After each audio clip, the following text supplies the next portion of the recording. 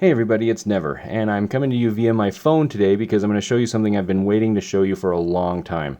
So this is how I make WoW look so pretty. This is kind of I guess it's not a very new thing, but it's a somewhat recent thing. So back in the day, I was asked a couple of times how my game looks so good and why it looks better than almost everyone else's. And the reason for that originally was because I actually just took the video and I color corrected it and did some stuff in post-production when I was making the video. But since then, there's a better way, and so I'm going to talk to you about that. And what this is not reshade, this is not ENB or Sweet Effects or anything like that. The tricky thing about those is there's a non-zero chance that those could get you banned. It's kind of a gray area. There's really not a lot of complete certainty as to how Blizzard handles that. And so it's one of those things that I don't even mess around with. Too risky for me. But this is something that you won't have that problem with at all. So this utilizes some software called the Geforce Experience. And so I use Nvidia video cards, and I don't know if this will work for any others. If somebody does know, then leave a comment below and let everybody know if you've gotten it to work some other way. But if your card can run World of Warcraft, the odds are very good that it can run this. So you need to download the Geforce Experience software, and then you need to turn on experimental features or the beta program, depending on what they're calling it this week. And that will open up the option to use some of these extra things that we're going to be utilizing. So this is what my game looks like normally. You're familiar with that. It's lots of color. You can see all the details and everything. It looks great. Although it looks better than it does right now because my phone is capturing my monitor. And I need to do that because the interface for this won't show up in video capture.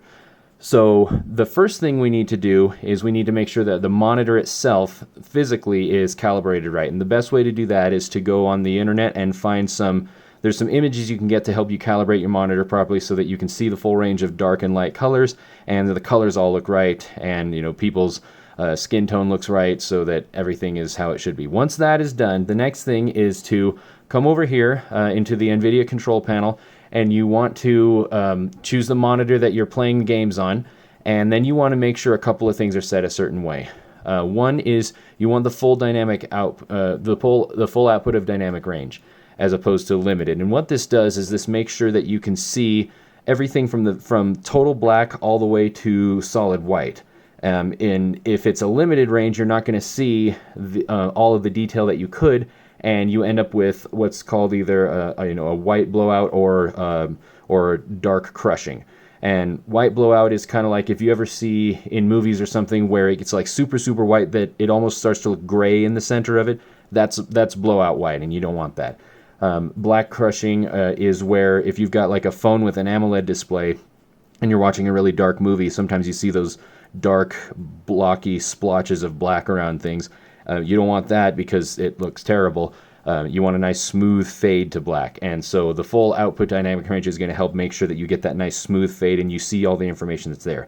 The other thing is to make sure that the color output is set correctly. Almost everything is going to be RGB. The others are, it's really, really rare that you'd need to use anything other than that. So that's what you need to do. And then after that, we go in here to the Geforce Experience game filter, and you can set up all the hotkeys and whatnot to get to it. There's plenty of instructions on it. But I'm going to show you the settings that I use to achieve the look that you see. So let's open that up. And then this is the one that I have set up here. If my mouse will cooperate.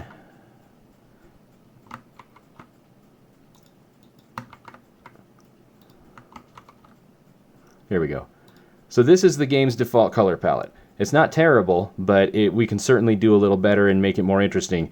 You lose a lot of detail, like on my troll's really cool pants here, because everything gets so dark, and it doesn't let you see everything that you want to. So I'm going to go ahead and set up a new filter and show you the settings that I use. Now, one thing to keep in mind with this is that if you do a driver update, or sometimes if the game does an update that affects the way that graphics are rendered, you may need to put this in again. It can forget everything, and there's really no way around that yet. But if you just write down the settings I'm going to show you, then it takes you 30 seconds to put them in. So you want to do these in a certain order because the order matters. So we want a brightness contrast, color, details, and finally a vignette. The other ones are cool, but the ones that some of them are too good to be true, like depth of field does not work very well for World of Warcraft if you ever want to read anything, and some of the others can be fun. You can throw the old film thing on or whatever, but these are the ones that I use, and you can play with it after that. So the vignette, first of all, normally this starts at about 40. I like to turn it down to 20, so you get just a little bit of a dark fade around the edge of the screen. What this does is it brings your eyes toward the center and makes it look more film-like, which I find useful.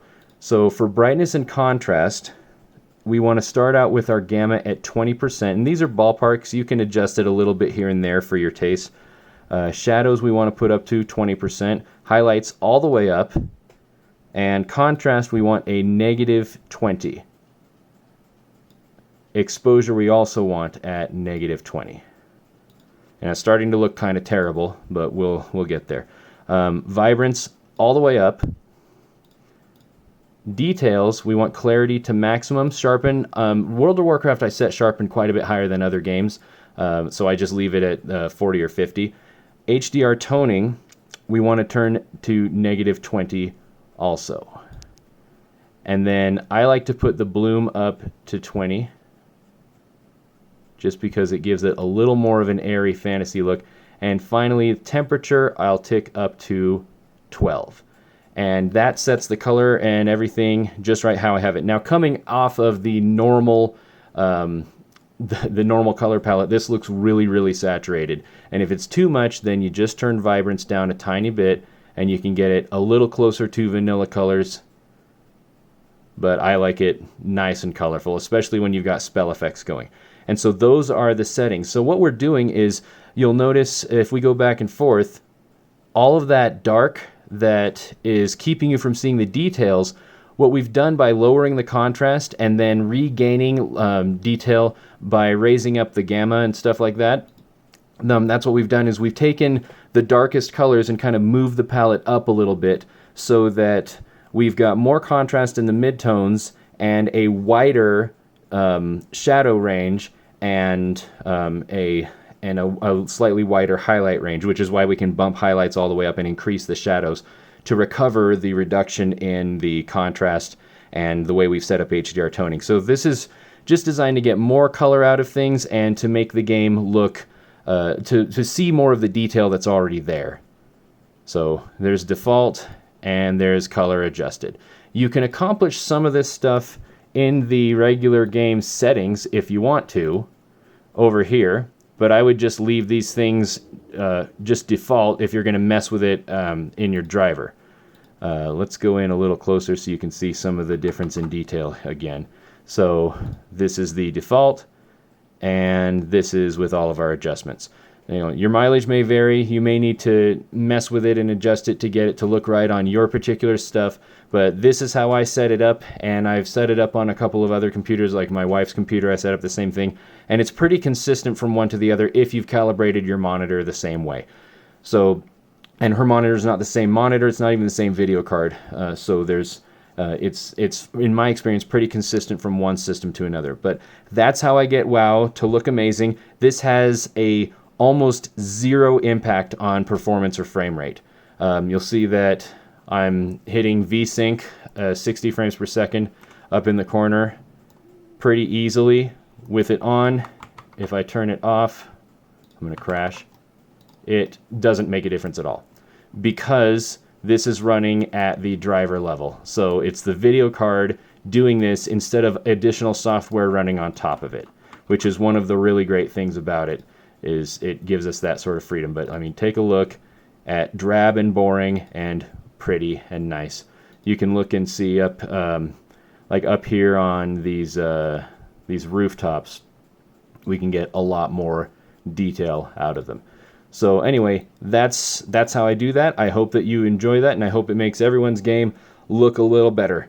If you like this, or you want to see more technical things like this, then like the video, because that's a thing now. People do that, or leave a comment letting me know what you want to see. Okay, thanks, bye.